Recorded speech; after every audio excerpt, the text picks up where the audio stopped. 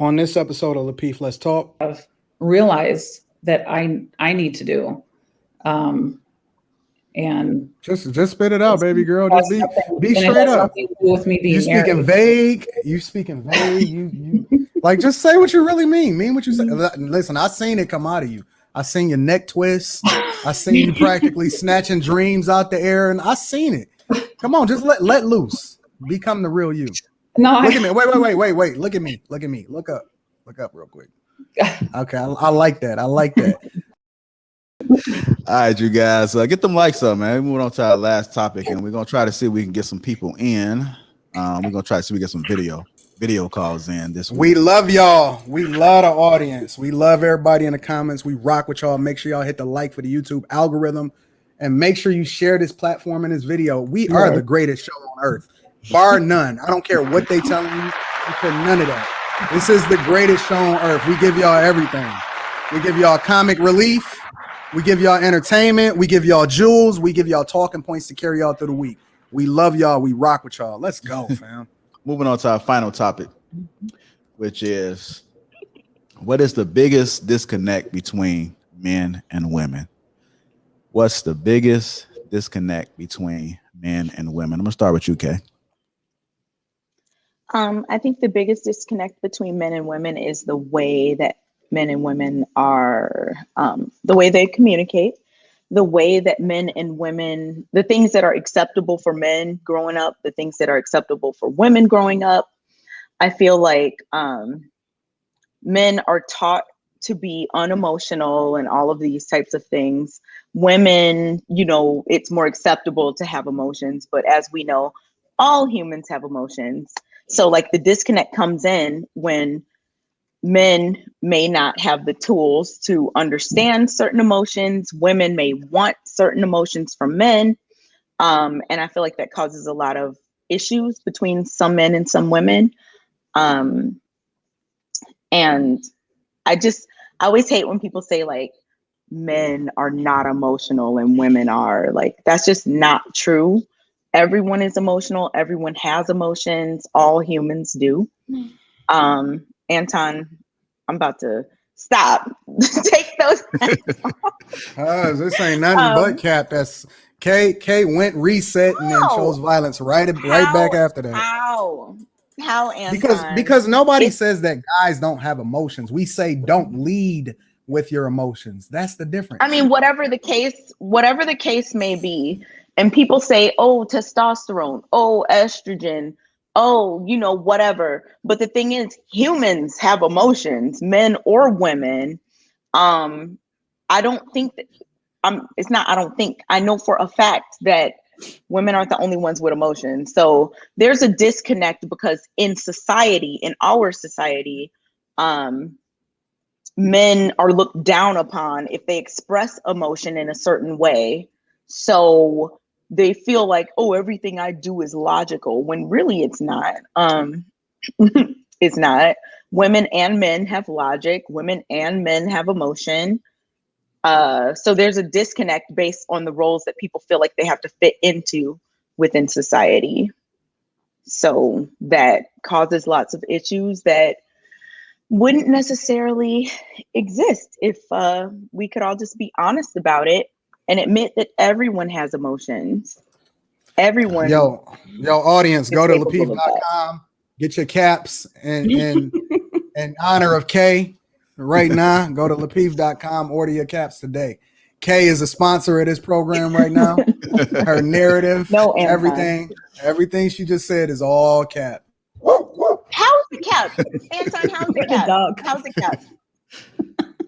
How's the cap, Anton? Answer that. I want to let Chicago go first because I know. No, Anton, you always do this. No, honestly, I'm trying to because I know you did it before when we were about to talk with the Courtney situation. Hey, you know I got all the smoke. I got all the smoke, and I will have it for you. Tell me, but I know that Chicago hasn't spoken in like 45 minutes, so I just want to make sure that he get his in because I respect Don't what he act, say. don't act That's like it.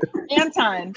Don't act like right now you care about being respectful of Chicago and his time. I Go always ahead am and just tell respectful of me. Chicago and its time. We disagree and see.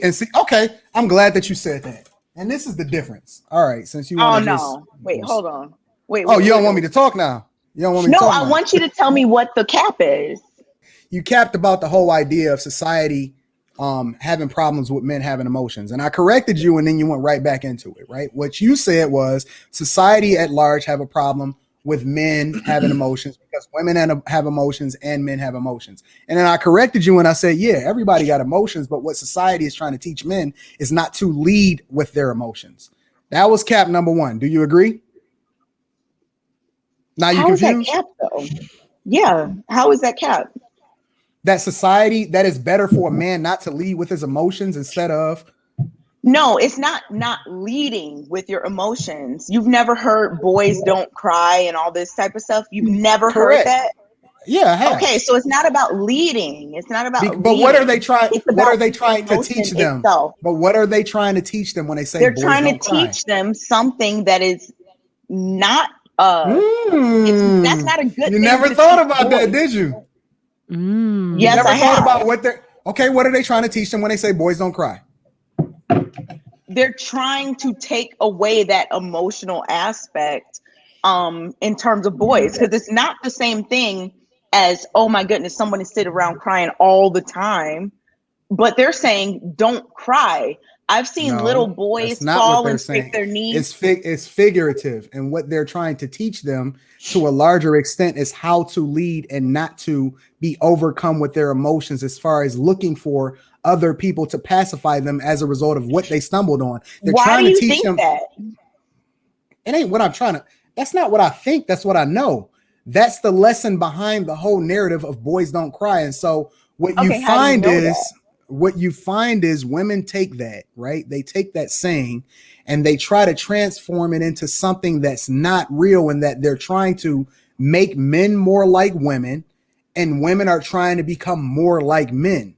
And that's what's wrong with society. That's the disconnect between men and women, is that you won't acknowledge that we are different and we need different things in order to be successful. I We won't need different acknowledge. things. We need different things in order to be able to lead society and lead our families, in order to become the best version of ourselves, which ultimately leads into our best community. It all starts with the man. It does not start with the Yeah. woman. And so when they say those things, they're enabling men to be more productive as a result of not leading with their emotions. That's the whole narrative behind the saying. I get that. I do. I think that you're right. It Which starts means that with you were men. capped. No, it's not capped though. Do you want me to keep there going is on what else you capped on? no. I want to just address what you just said first. So don't. I get what you're saying, but I think that in terms of the whole boys don't cry thing, it leads to a lot of adult males who don't know how to process emotions other than anger, aggression, fear. And that's Who raised unhealthy. you? It is. It's not true, because along with the whole idea of them teaching them boys don't cry, they also teach them self-control. They teach them how to control their emotions, how to channel their anger. That's the whole idea behind sports. It's the whole idea behind Yeah, being sports are things amazing. that allow Yep. us to be aggressive, and that it's teaching us to channel our emotions and our feelings and the things that we would otherwise You know be what? overly aggressive towards each other with. This is a teachable moment. Like, this is a No, real I'm teachable not. moment. I'm not, you know, Anton, me and you agree about a lot of things. I think we just say things in different ways. I get what you're saying, and I'm not saying that you're wrong. I'm just saying that that's not the case in a lot of society. Yes, some people are going by what you just said. I absolutely agree. I think that that is for sure something that's happening, like, you know, with the same mindset that you just explained.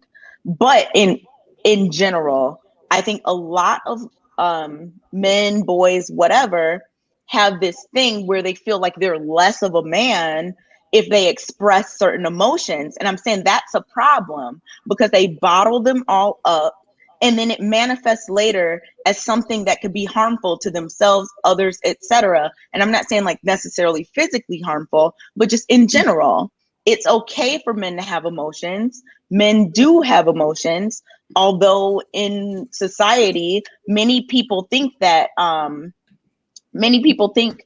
only acceptable emotions for a man are like anger and happiness. Like, you can be sad, you can be hurt, you can have these other emotions.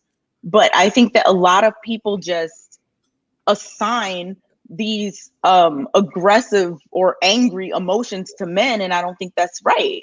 And I don't think that that is even fair to men. I think it's an insult to men. Men are capable of experiencing a wide variety of emotions.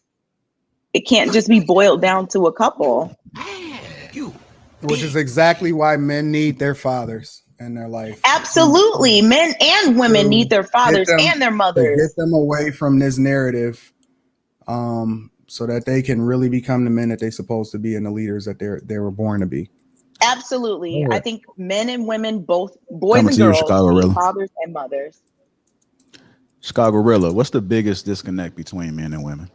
Yeah, I actually was gonna take off on similar to what Anton was saying around this message of equality between men and women. Is the message that's being pushed that, you know, we're both equal, both genders are equal to one another.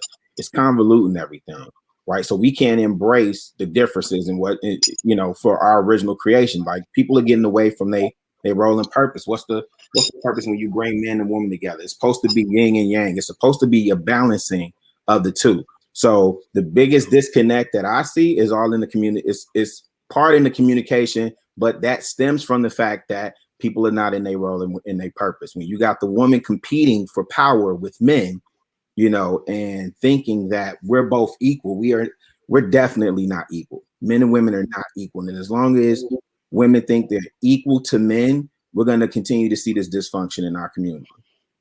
Okay. Courtney, what's the biggest disconnect between men and women? Creation role. We're not in our roles of what we were created to be. And whenever you're not in what you were created to be, it's going to cause dysfunction and a disconnect. So men were created to be leaders, to lead the home. Women were created to be wives, to be mothers, and to be a helpmate. So when you have a woman wanting to be a man or a man wanting to be a woman, that's going to be the complete disconnect. So again, I'm always going to go biblically, but yes, be in your creation roles. What did your creator create you to do and what you're made for? And again, once you start, well, I can do what men can, and well, I want my woman to run the house because she's good at it. That's going to be the biggest disconnect. We need to get back to what God intended. Kim, what's the biggest disconnect between men and women? I think it's understanding each other's perspectives, and understanding that we have different experiences and see things differently.